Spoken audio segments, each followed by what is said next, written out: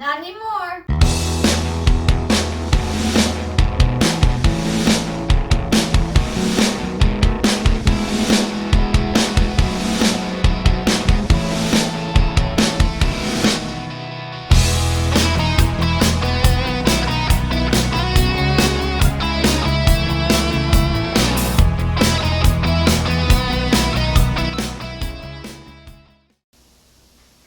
Woodshop. On today's episode, we're going to make this coat tree.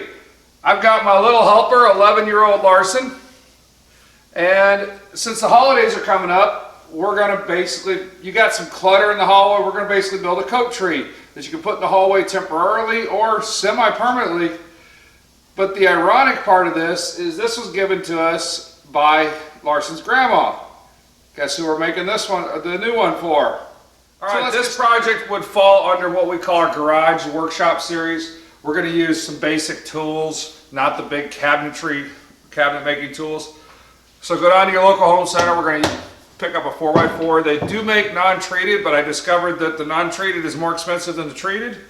And this one happened to be on the clearance rack because it's got a couple damaged ends, so it's perfect that it's got 4 feet clean in the center for the main post. From redoing one of my trailers, I happen to have a little piece of 2x8 left over. You could also use a couple sections of 1x12 stacked in a stair step. And then just picked up some off-the-shelf moldings. And since everything's going to be painted, we went with the less expensive trim. You could also build your column, but like I said, we're trying to stick with the garage style workshop. What we're looking for, Larson, is a spot. Watch your glasses there. We're looking for a spot on here that we can start our 4 foot from. So you tell me where, I think about right there, wouldn't you say? So you want to hold the tape measure? And perfect, it misses this knot that's on this side, so we'll put a mark right there. And the 4 foot is not exact. If you want to make yours taller, go for it. Alright, since we're over here at the Warrior Wood Shop, we'll make sure we practice all our safety protocols, like sleeves up, strings in, and glasses on. Alright, let's find our marks.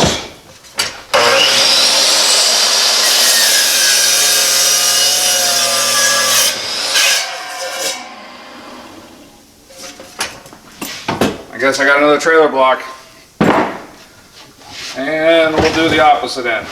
Again, the exact length is totally dependent on what you have available. If you got a clean board, you can actually get 2 of these out of each one.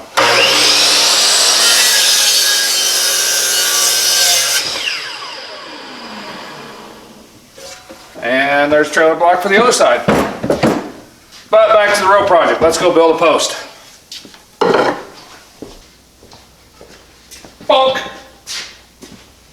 That wouldn't have been very nice, would it? Alright, so not too bad for a $3 board on clearance once you work around all the reasons they clearanced it out. So I'm going to have little man Larson here take care of sanding the shelf debris off. We'll work on making this piece right here out of the scrap trailer lumber. So let's get you plugged in, make sure the switch is off. Press the 0. Okay, it's off. And we've got about 120 grit on there. So again, we're just trying to clean it up. We are going to paint it, so it's not a big deal. Then it'd be perfect. So you want to take care of sanding each of the sides while I go cut this one?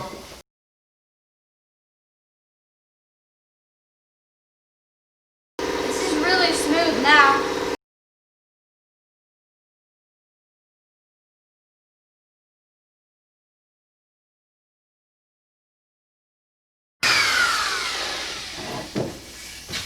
Man, you do good work. That's nice. Now what do you notice about these edges compared to those edges? These are smoother.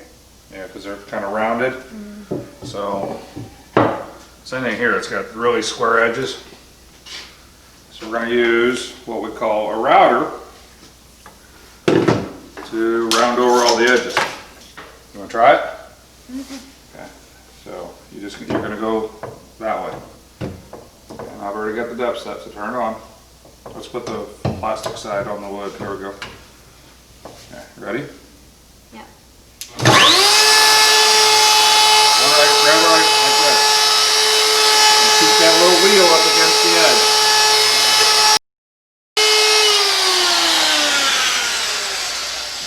We'll get the blower out here. How's that feel? Good. What about the big board? Well, that's a good question. And most people would actually just go down all four sides. And you can. The problem we're going to run into is when we put this trim on the bottom, you'll have a rounded over corner. So we need to figure out how tall this trim is. How tall would you say that trim is? 3 inches? Yeah. Okay. Let's put a mark at 3 inches. There you go. My pencil dropped it. No, 3 inches from the bottom.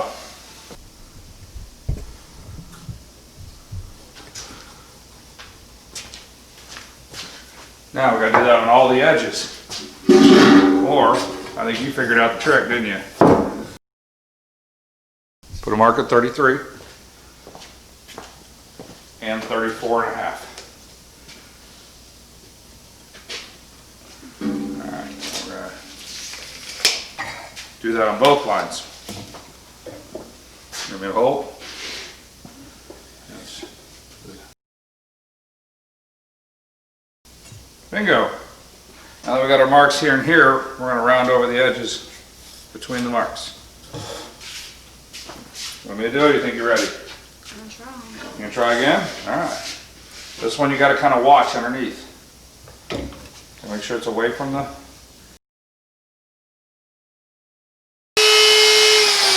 Good job.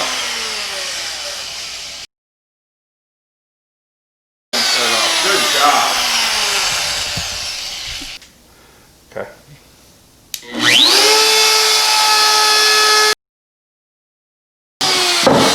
you go, one more side. You're getting really good at hitting those lines exactly where you're supposed to be. See how much nicer that looks? Mm-hmm. There was just one knot in there. Yeah, that's what made that different sound when you were cutting. Okay.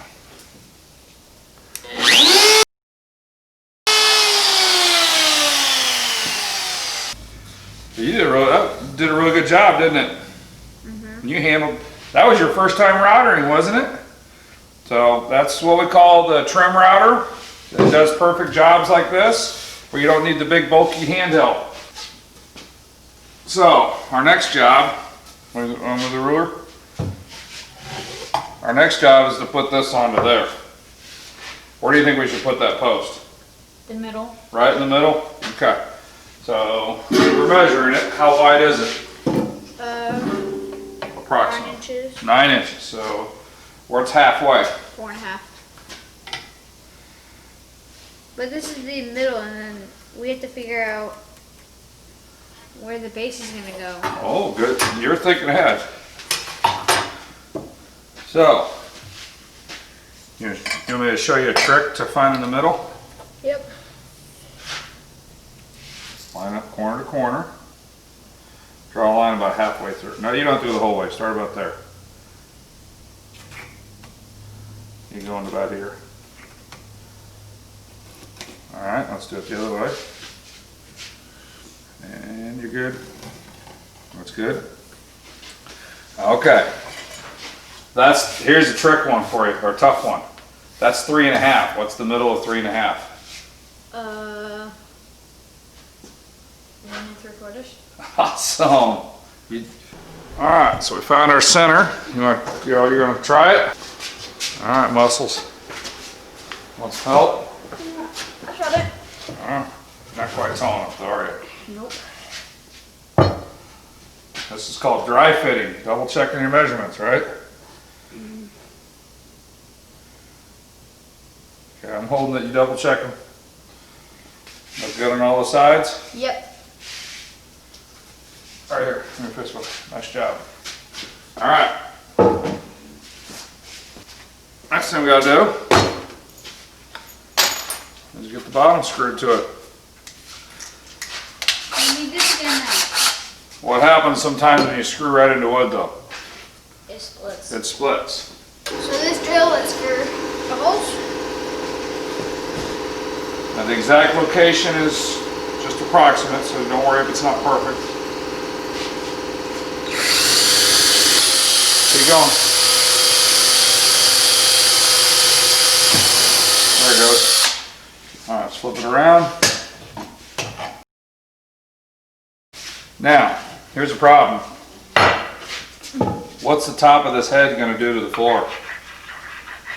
Scratch it. Scratch it. So we're going to flip it over and put in this bit. All you got to do is do that. That good? Yep. Take the screw, turn it upside down. Does the head go in there? See how it goes in? So you know you go a little more, don't you? No, you need to go more than that. Well, I don't want to go too deep. You won't go too deep, trust me. You actually want it a little bit too deep. Because we don't want to scratch on the floor. There you go. That's plenty, isn't it?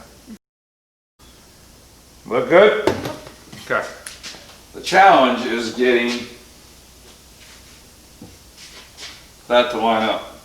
So I want to glue it too to make sure. So okay, go ahead and glue. Just like this? These have 2-inch nails in them, and the board's 1.5 inches long. So it's not going to stick very well, but it'll hold it, won't it? So you get it lined up. I'll hold it in place. Got it where you want it so I can hold it? Yeah. Alright. Grab the nail gun. And just put a couple in there. My hands are clear. Wow. Shoot another one. Now we can use your method. That just holds it in place, doesn't it? You want to get on the stool? Yes. We got that one nail that didn't go in because of the knot, so we'll get a hammer. That'll scratch the floor. Yep. 2 of them actually. Go ahead and gently start it. This might be too fast for you. We'll try it. Okay, go straight. Okay. Ah. Just barely hit the trigger.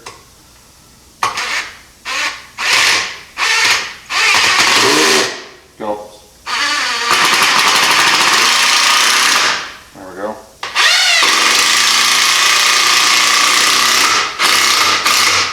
Good? Yeah.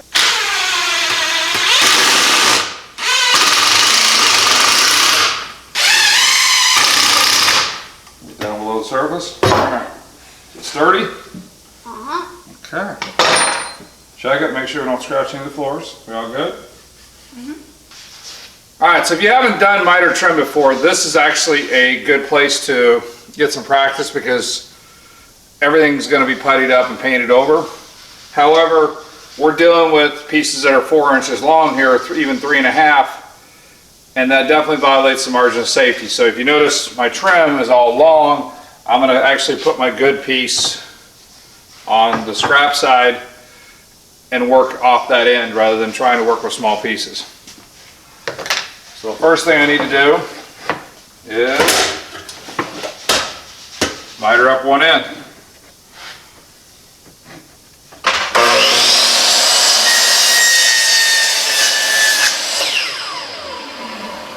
You notice I would leave it down so that way this little piece doesn't come flying. Switch to the other 45.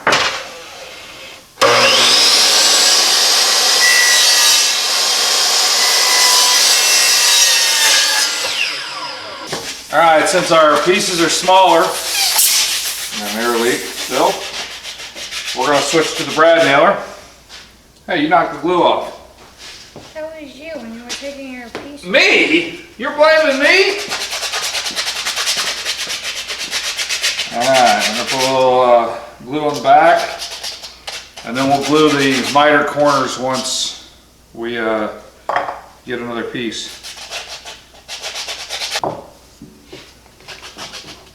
Have you give me a hand here. Now before I left the miter saw off camera, I went ahead and made my next corner. So you want to hold that for me?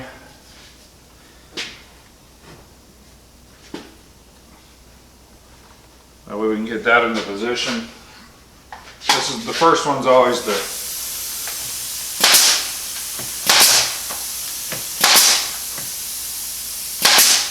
there we go. So then what I can do from here is take my first one, and there's no measuring that way. I'll head over to the miter saw, just repeat the procedure. Good. So this time, not only glue the back side, and glue the miter that's already on. You want to nail that one for me? Put two in the top, straight in. Like right there and right there. Straight in. Oh, too far. There you go. Not quite there yet. Okay, now the two in the bottom, we're going to put it at a small angle. That way they actually attach to the bottom. And then we're going to do one more right in the trim.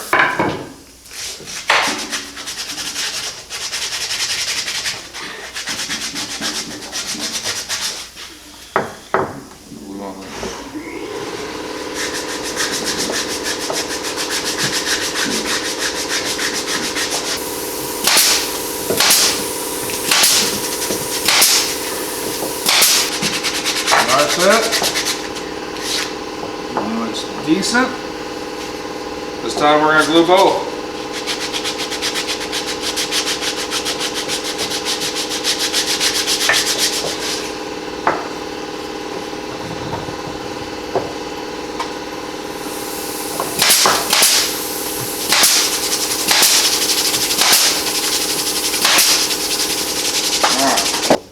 All right.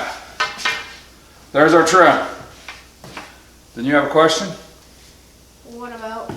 Ah, the round over leaves a gap. That's where I didn't like this big flat edge right here. So I decided we're going to put some round over on it. How's that look? Good. And that takes care of that, doesn't it? Okay, so the procedure is just the same. So let's go mark this out. Okay, I'm guessing we have to go do the next piece. To the top. Let's get a stool. Alright, let's check this. Right on the money. It's almost like I've done trim work before.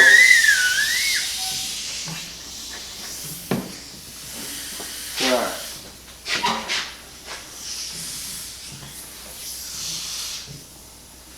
Nail gun, please.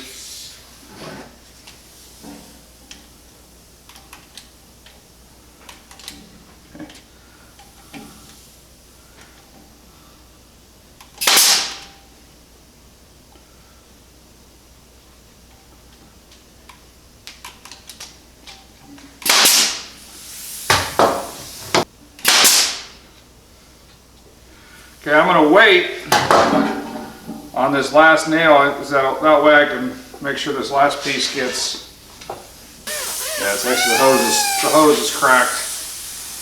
Alright, so that will allow me to tweak that up and down. Alright, so I'm going to start with the side that's glued.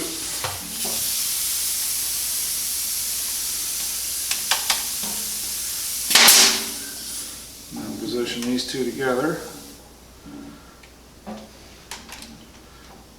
Those lines you put were very helpful. Shift it up, didn't it? Fortunately, with trim, there's a little bit of gimme room. Now, where's your sandpaper? That one's just a hair long.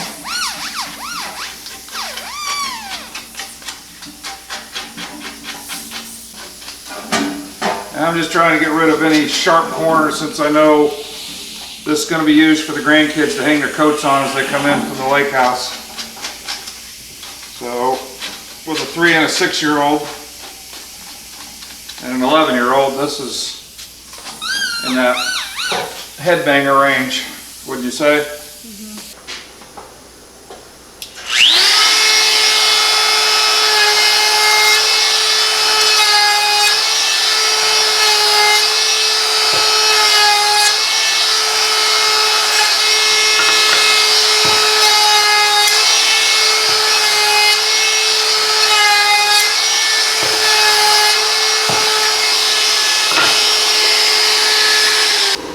This is just decorative trim. He sanded up all the corners. Just again to soften everything up. Alright. Put that on there so it centers it. Put some glue up there. That's good. Bit much. Well, it's ingrained, so actually you need a little more. Now you're good. Right in this corner. Ingrain since it soak it up a little bit. There we go. Put a couple nails in it. Just a couple to hold it in place. The glue will do the work later. Not too close to the edge. There you go.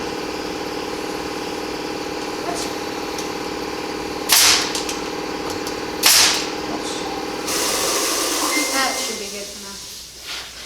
Now, remember how we found the middle last time? Yep.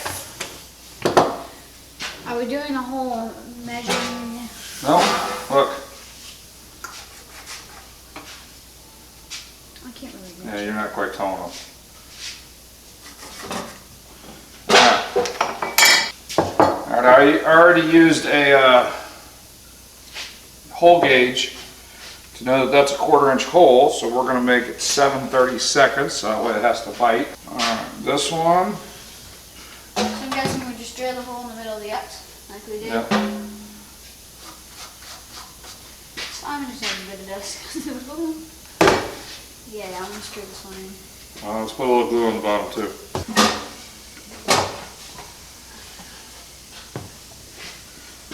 Alright. Start spinning the other way, righty-tighty. Well. Touching all the way around. Yep. Clean the glue. Just got a lot of glue. Hey, I'll use this blue rag right here. Hey, that's my shirt. The only thing that is left to do is paint it. I seen that. Just paint it and put on the hooks. But since we got to paint it, we don't want the holes to show. So let's get some putty out. Play with some Play-Doh. Yeah. So take a little bit, just I wouldn't call this Play-Doh. pea size. Just filling in all the little holes. Just following up with some 220 on the trim.